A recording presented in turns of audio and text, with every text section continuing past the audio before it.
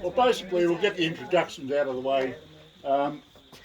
First of all, Marion's asked me to MC today's events. Go over there so we can get you on the film. Oh, really? Sorry. You really want to do that? Starring role. Just do it. That's better. We're watching. Just do it. Yeah. So, on behalf of Marion, Karen, and Monica, and the family, welcome to today's events. Thank you. Of Trevor's, ashes scattering, I suppose, for want of a better word. How I got this gig? Right. Many years ago, when I first moved into the town as a new local policeman, Oh, right, I got this complaint about an unholy din, a noise coming from down the oval, the football ground. The birds were leaving the area, dogs were howling and everything. So I get down the oval, and what do I see? A person, Marion. She's got a microphone in her hand. The only problem was the microphone wasn't even plugged in.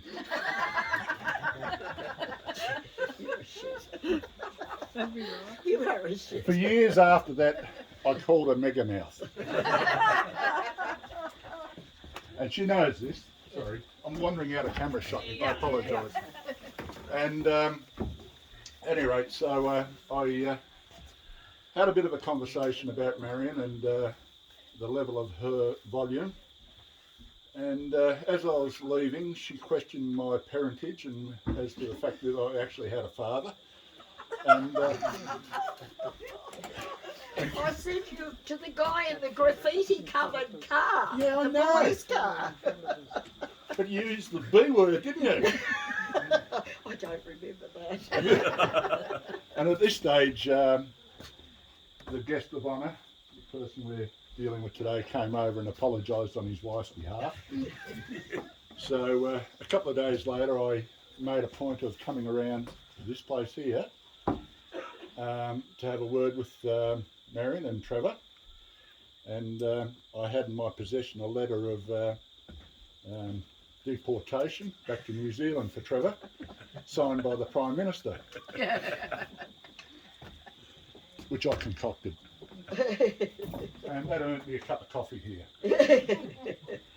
So that's briefly why I've got the gig now, because now she'll call me Mega Mouth or Motor Mouth or whatever you want to call it.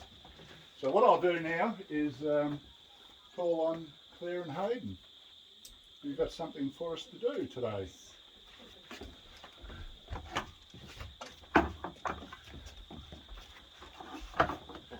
Two of my beautiful grandchildren. Sorry, I'm just checking the camera. I can't actually see you, Hayden. Oh, that might be for the best. Ready? Mm-hmm. I wander today to the hills, Maggie, to watch the scene below. Sick. Yeah. The creek and the creaking old mill, Maggie, as we used to long, long ago.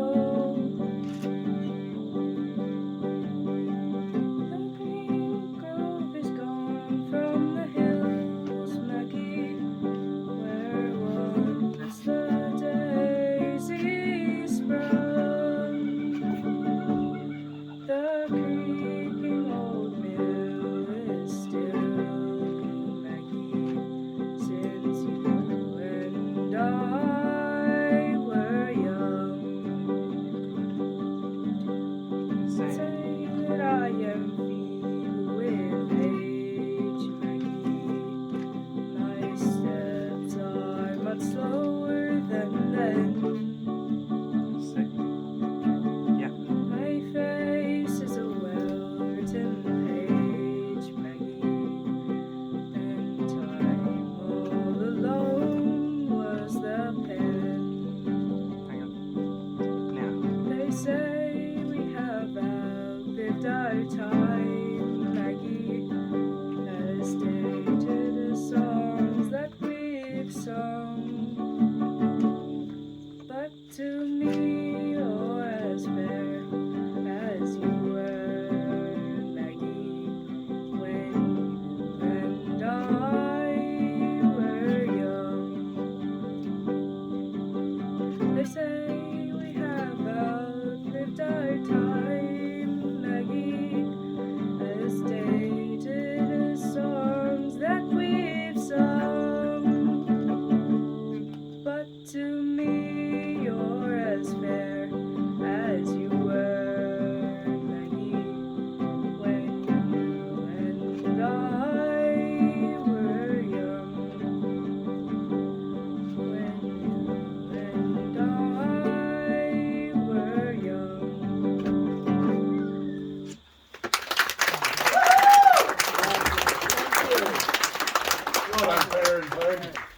done your grandfather proud. Yes, one of his favourite songs. Yes. All right, Marion. Okay.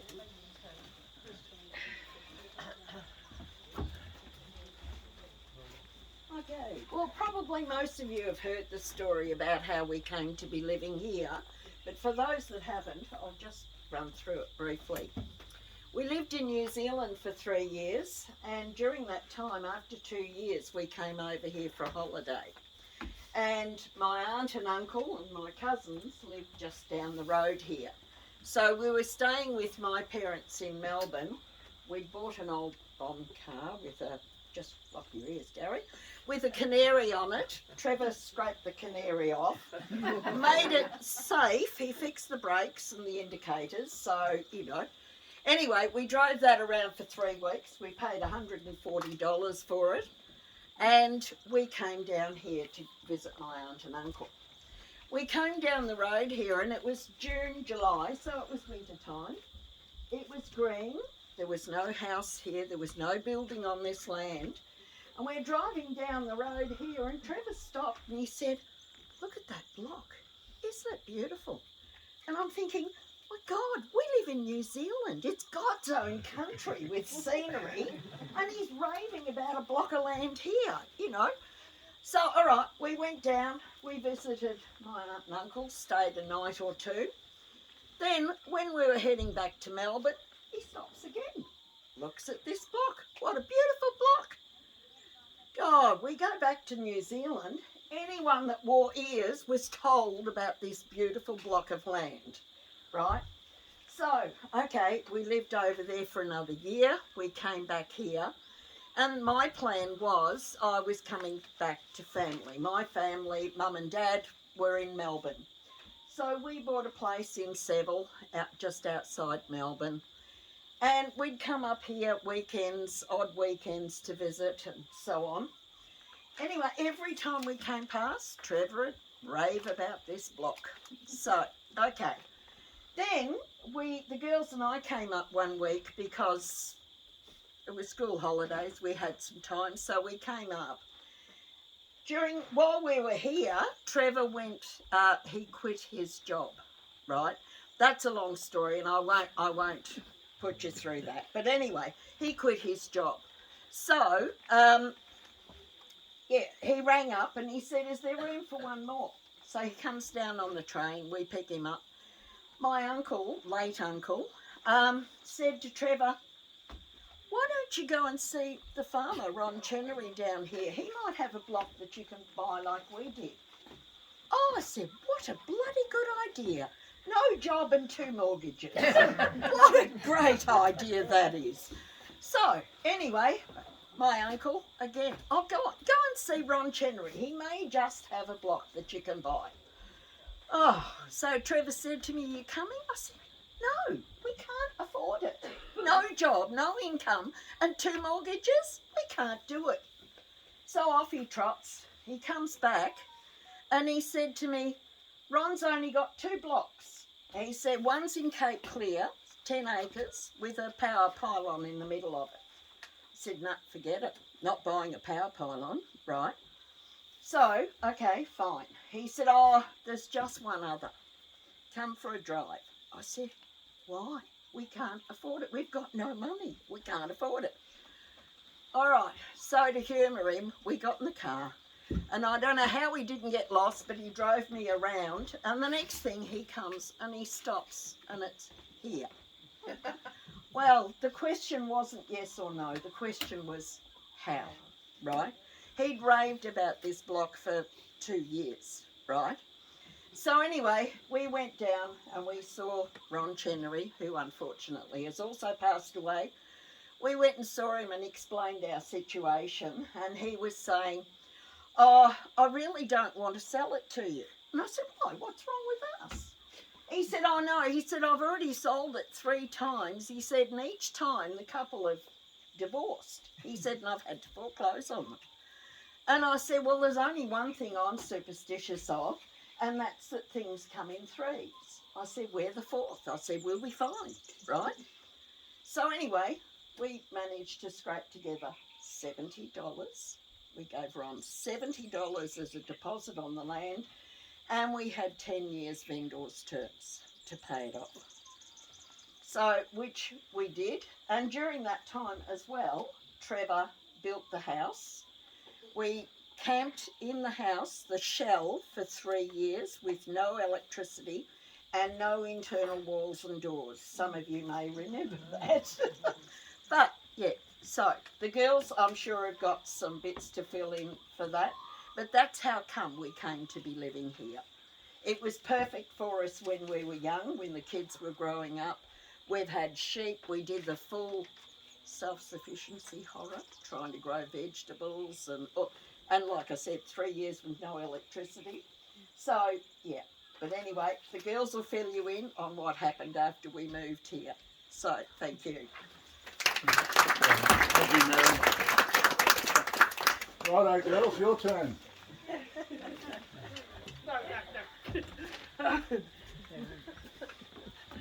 I'd just like to start by saying I need a wee. Okay, well, we're not as good as Mum. We've got to read. Yeah. But we can read. We can. Yeah. Done so much for you, Mum. All right, so we would like to start with thanks. Thanks, kids. Claire and Hayden, you've done us proud. Pa would have loved that you chose one of his favourite songs. Thanks, Gary, Oh. for agreeing to come and demonstrate your limitless ability to crap on. And just to be generally awesome. Thanks to everyone for not only joining us today, especially after the false start a couple of weeks ago, but your love and ongoing support for us all, always. And to Terry, who has crafted our beautiful afternoon tea for afterwards. She was here, was coming 2 weeks ago, but she's booked out today. But she still provided all the food. And finally, thanks to Dad, as we've just heard, for falling for and pursuing this land and handcrafting this home for us all to spend many happy years together. Many of you know that Dad built this house mostly on his own, with hand tools, with no electricity or experience. We are very proud of him for doing so, but it wasn't without its adventures along the way.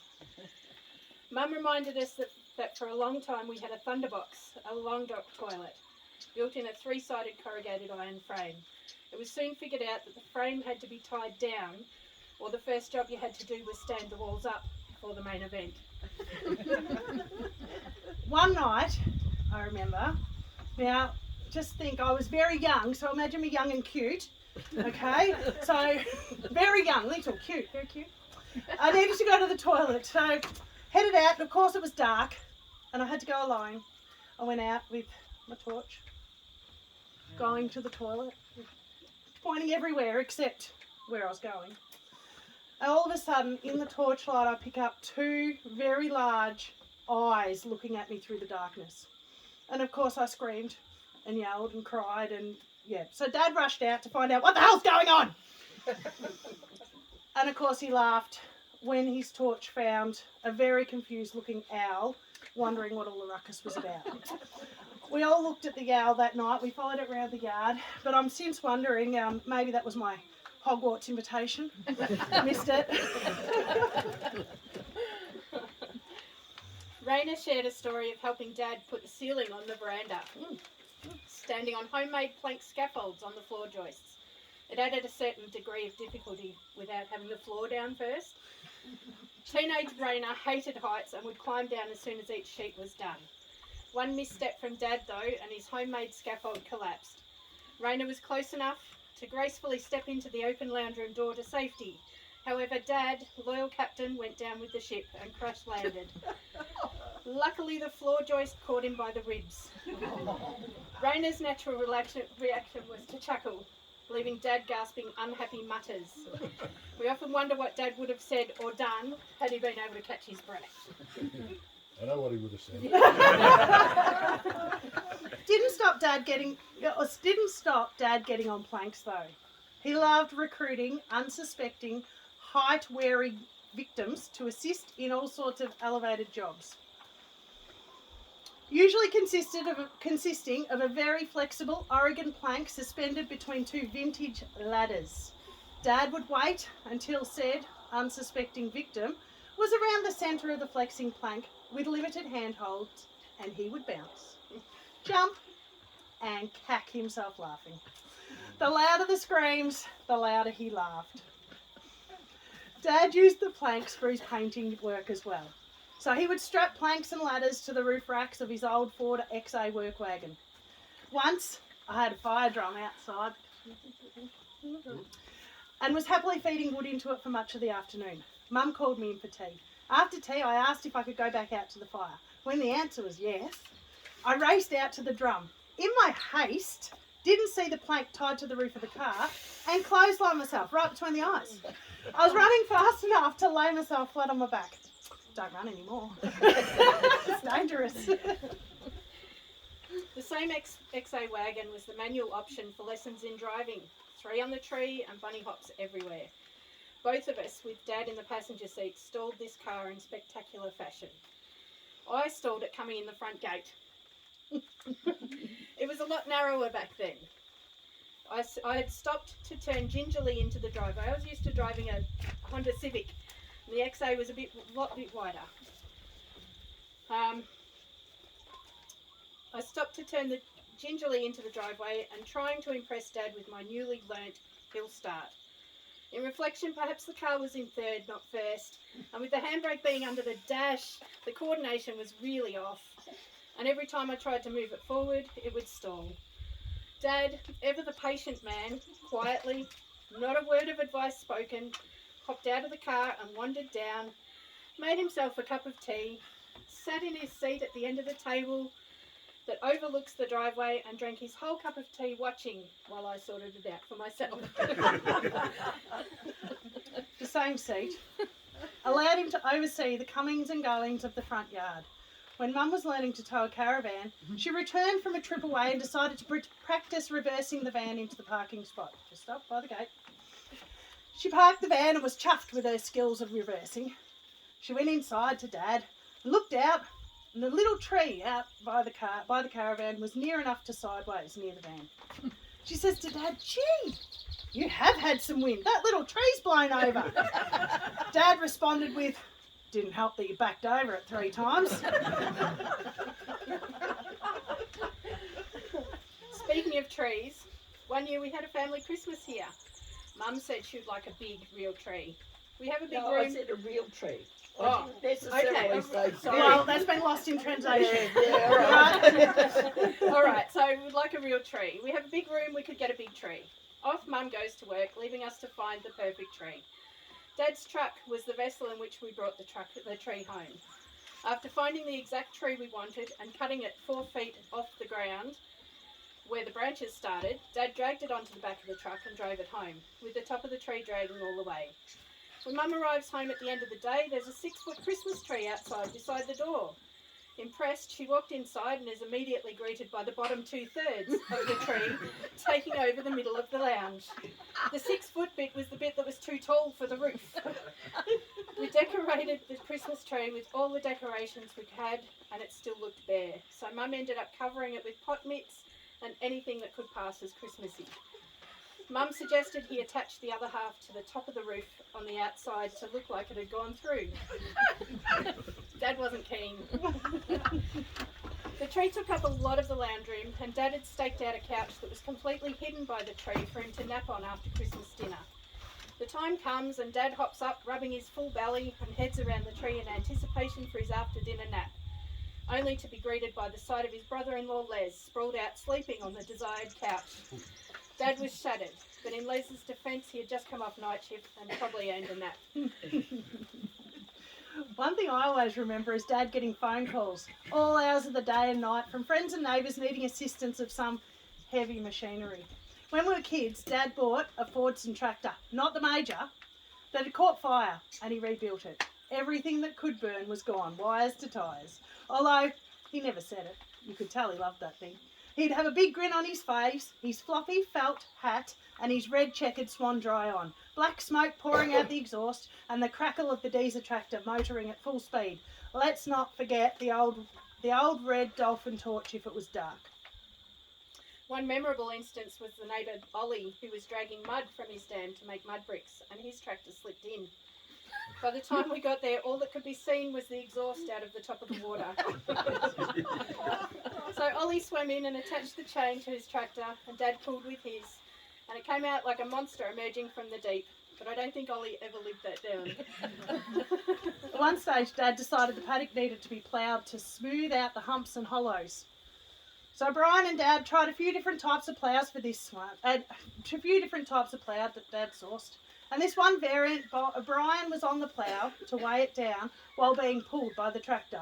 In Dad's words, he was like an organ grinder's monkey, back and forth while Dad drove the tractor. Dad was so busy watching Brian that he didn't see the old mining ditch in front of him and got the tractor struck in the hole. Brian raced up to the house to tell us about it. We were lucky that day, as the tractor has never had roll bars fitted. Oh. The tractor was certainly Dad's pride and joy, with many different uses.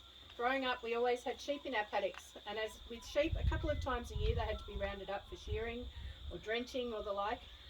We have done some kilometres around this paddock on foot, then in cars, but we knew Dad had had enough when the tractor fired up, and here would come Dad charging all over the paddock after the one or two sheep that broke away and led the whole mob in the total wrong direction. We have so many stories that tie Dad to this land, so it was an easy decision to lay him to rest here in the place he loved, his dream and the home he created for us all. Dad loved to read. For his funeral, we made a dahlia out of one of his favourite books. For today, we've made one out of newspaper. We invite everyone whom wants to take a petal, have a final poke of Dad, if you will, and scatter him on this place that he loved. Just a word of advice. Please stand upwind and keep your mouth closed while you set Dad free.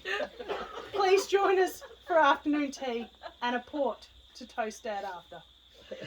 Thank you, girls.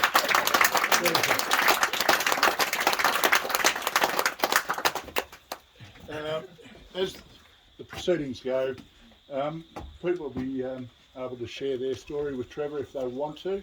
You'll be invited, feel free, but I'm going to have first crack about Trevor. Trevor and I formed a pretty good friendship, I guess, in the end, and one thing Trevor did like doing a lot was fishing.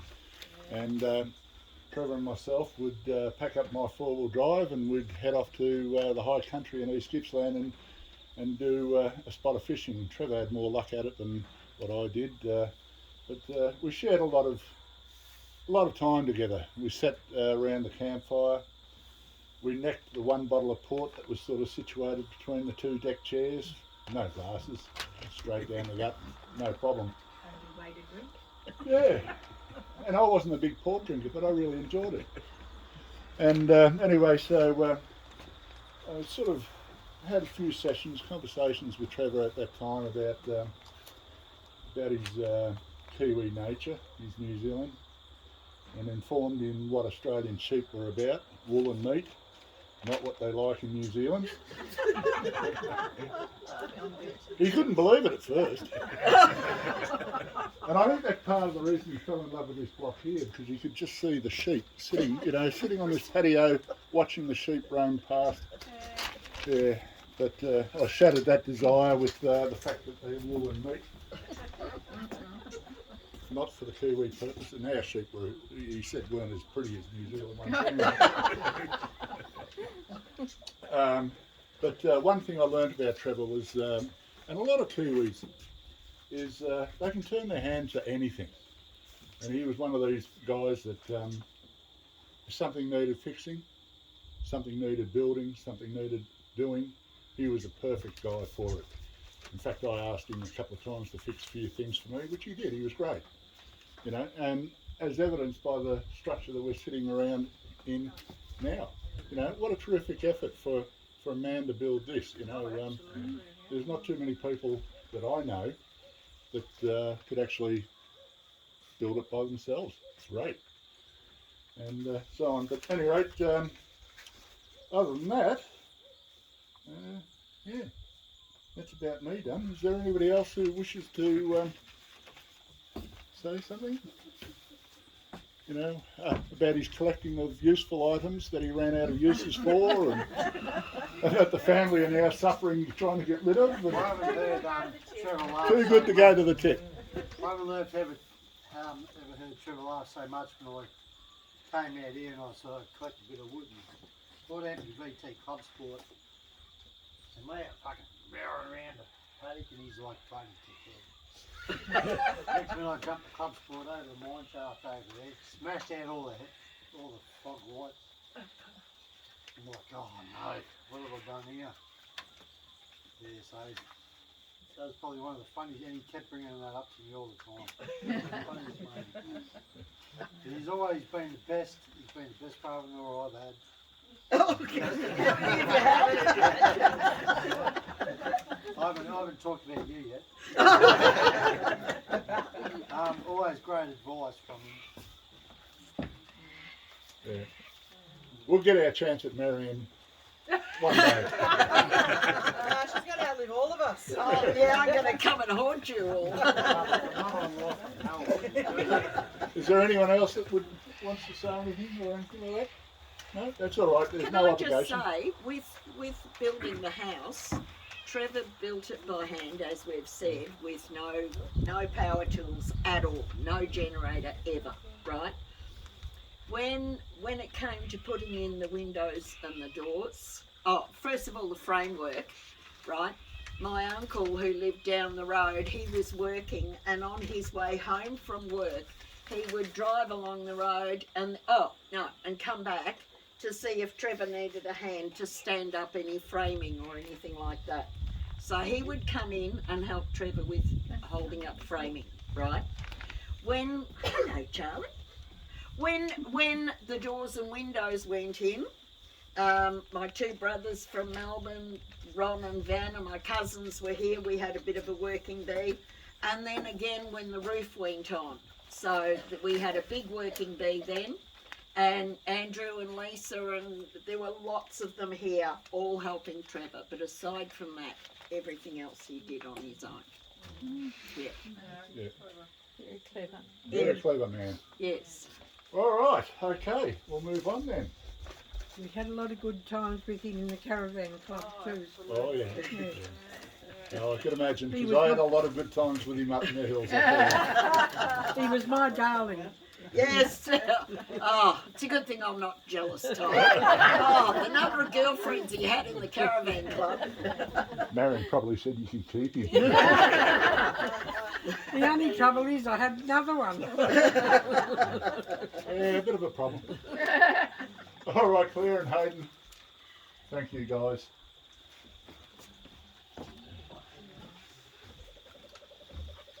Back again. Good. Well done. Man, Switch it off and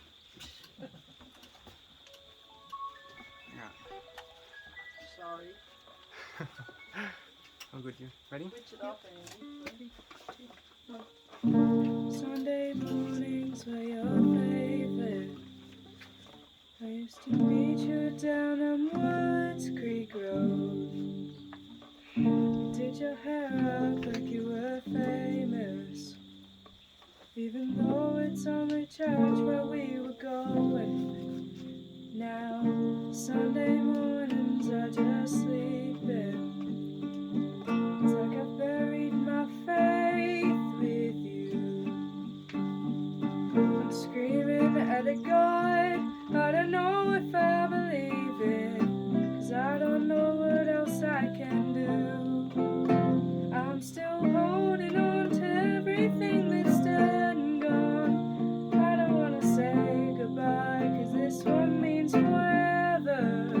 Now you're in the stars and 6 feet never fell so far. Here I am alone between the heavens and the embers. Oh, it hurts so hard.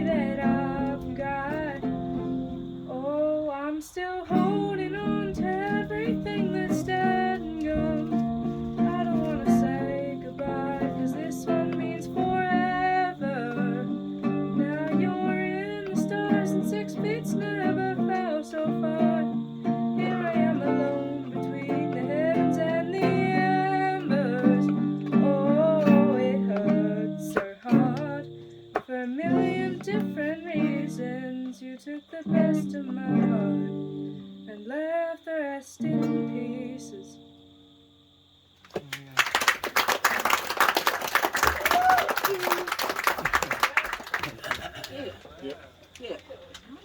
If people would like to charge some glasses, and we'll have a toast to Trevor.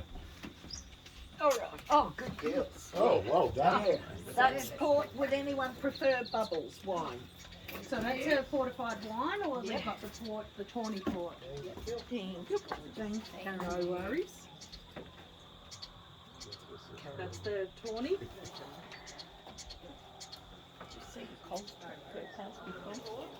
The cold. This is the tawny port. Yes, the dark one. That's the port. Yeah. Oh yes, yes. Get that right, the port. Yeah, that's why we thought we'd drink some of his stash. Which is the normal port. Yeah, well, you can have it. Yeah. Oh, yeah. That's the port. Yeah. No, come on.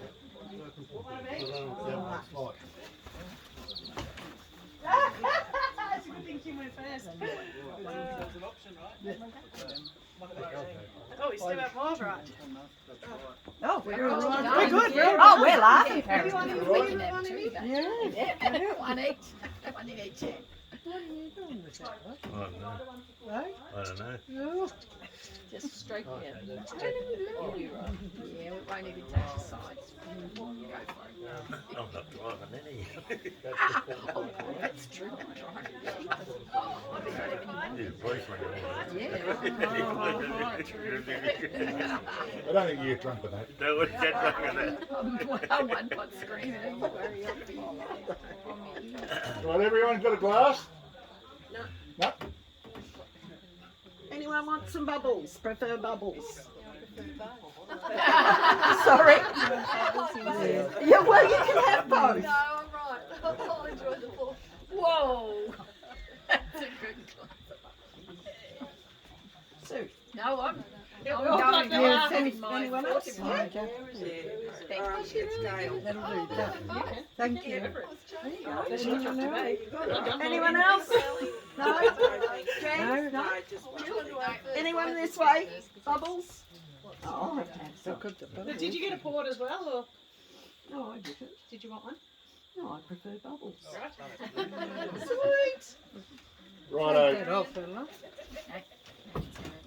To Trevor, amazing man, Yes. friend, husband, father, and grandfather, Brother-in-law. and brother-in-law. Just a good man. Cheers. Trevor. Happy bum. Cheers. Oh, campfire. There's one behind you. Yeah. One we prepared earlier. We just put a little one on for I it. thought that was still Trevor. Right, I got the The only one I'll No, well, anyway, yep. So if anyone wants to take a poke, have a poke. It's called a poke because, like working at Sovereign Hill, the lollies were sold in a poke, in a cone. And it's called a poke, right? So if anyone would like to take a poke and dispose of it somewhere, the rest of them we're going to take down and float in the dam. And it will disappear into the dam. all them times I see it's good. Real good. Yeah. I'm Nora. Sue, you remember being around caravan club? I kept no, I don't know. You know it. I don't. You know it, yeah. We're still kicking him. He's good when his mum's going. That's why we have a caravan. He's still not. Still goes down to see time in Melbourne. She still has a glass of red wine with lunch and dinner. And she's in a wheelchair and she can't move. And she's receptive. Thank you. It's very bad. She's had COVID, she's had the flu, she's still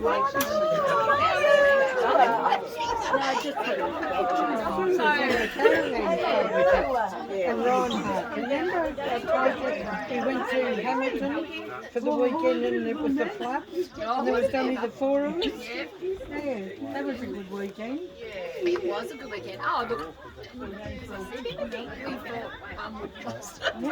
She's still down in 94. And she's down in Melbourne, so we had to give up the caravan company just for years of travel, still travel. So she's going to get to 100 for sure. She'll be looking after you, you reckon? I'll be on her, that's for sure. What part of Melbourne? She's in Epping. Oh, She's amazing. She's still been in. She's got dementia. And she's that part of the brain has gone. She's post She's 3 or 4 days. She's fine. She doesn't small words. But so she's got no idea where she is. And she knows Reinhardt when he walks in. But she can't tell what day it is. She doesn't know anything. We told her that the Queen had died. This was her Christmas time. What? No one told me.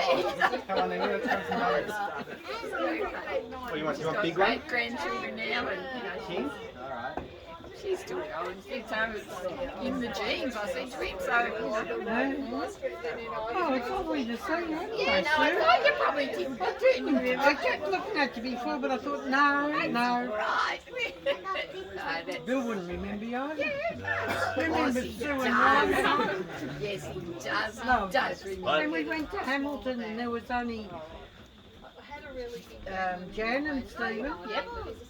Sue and Reinhardt, Trevor and Marion, and you and I. Yeah, that was it. And it was pouring. And it Remember was the flooding, floods? and the floods. And you were all in swimming. And they wouldn't believe it when we told them. Was you on that one? Yeah. Oh yeah, remember that? Oh, we're going to give Trevor. Did you have a good time? Yeah, thanks. Oh, that's all right. We always had a good time. Never laughed so bloody much in my life. Okay, Trevor, come on, mate.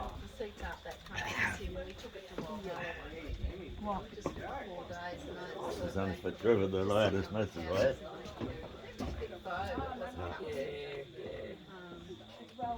They're quite well insulated, though. Well, he wasn't even using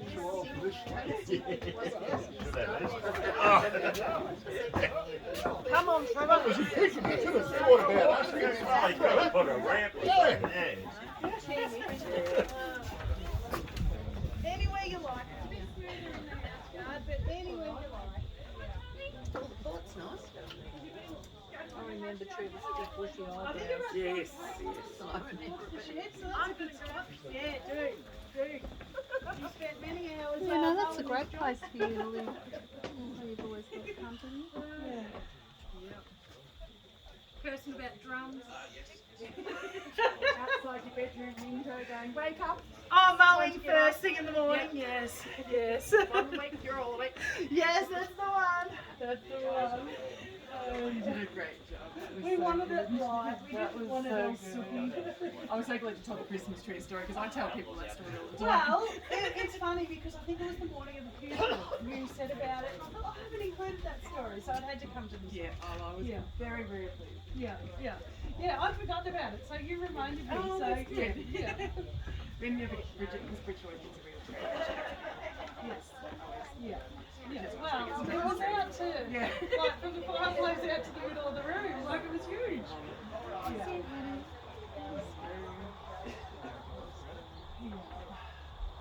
Oh, that's good.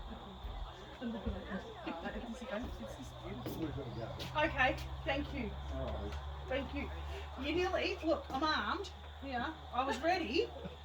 I had to go and find it. Oh, For the bloody New Zealander jokes. I'm like, where's that fucking water store? And I had to fill it up. By then you were saying nice things. I couldn't squirt it in. Firearms license. That's the question worth asking. Well, it's hilarious because we were discussing years ago in my younger wilder days. I had a friend that had an orange cannon, like a spud gun that would shoot. It's about some other stuff. Yeah. They know it well. Yeah. So we brought it out here one day and we were firing it for Bonnie around the paddock, and Tad loved it. And I thought, how cool would it be to modify one? And shoot that. Shoot Jad's ashes like. like this, like you just make the gun the same. You just have to have half a tennis ball or something. Got the rest of the day.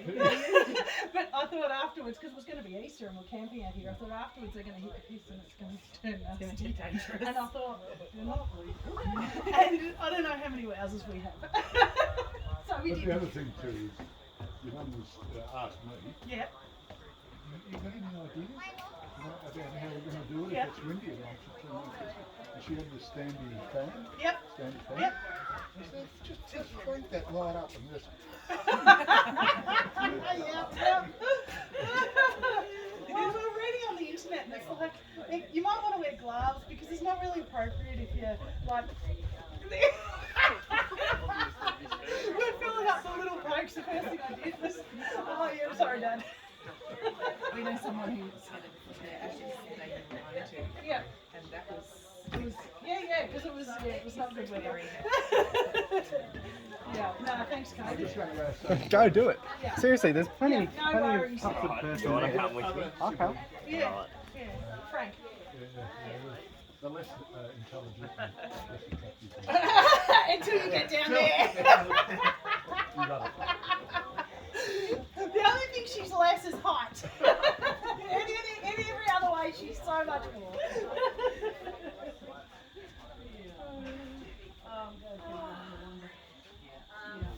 Can't say much of your old place now, can you?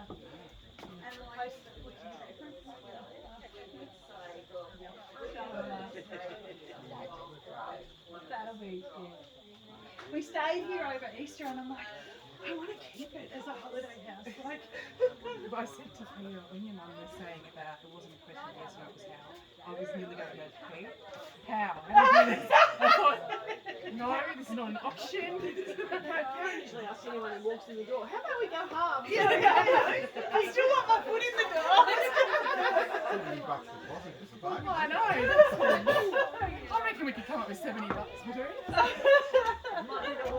I reckon so. Yeah. It's that Rainer.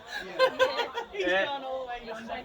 He's gone to the next paddock. Yeah, no, that's all right. That's still that. Yeah. Yeah. I'm like, come on, Monica, let's get this started. Is that the septic tank in there? Good, eh? I kept him dry. Oh no! I put him up under the veranda up there. Yeah, I saw Ian pop under the house too. I'll put some in the shed later. Now that we can walk in there. I've got a photo of the car in the shed. Tim will sweep him out. No, he won't sweep. He doesn't sweep. He'll get his blower. I have one of a car in there. Put him in the yard. Yeah, in the yard, yeah. Yes. Look at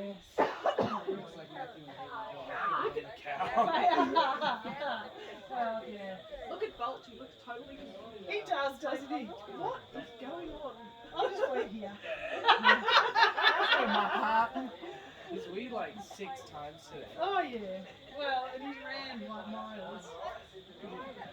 That's Bolt, not Usain. He's not a good runner. he's not Usain Bolt, he's useless Bolt.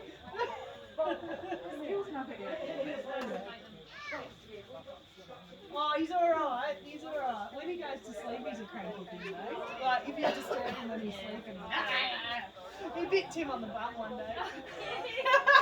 Tim went to sit down. Yeah.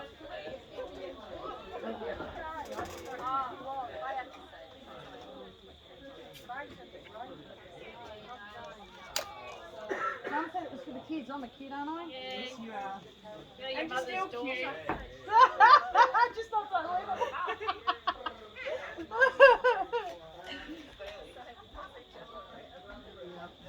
And I've seen him out 3 times this week in different places. Like the last probably 2 weeks. Maybe their Hogwarts have come back now. Yeah.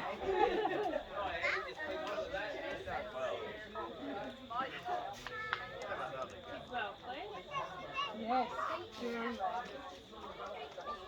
The last one I kind of had to hold it together. Yeah, it was a bit. And that's the song before you started practicing. Yeah. Was he? Okay. I got interested He was over there, there's Dan. By TikTok? Okay. Yeah, he'll be back. Yeah. Oh, good one, Ed.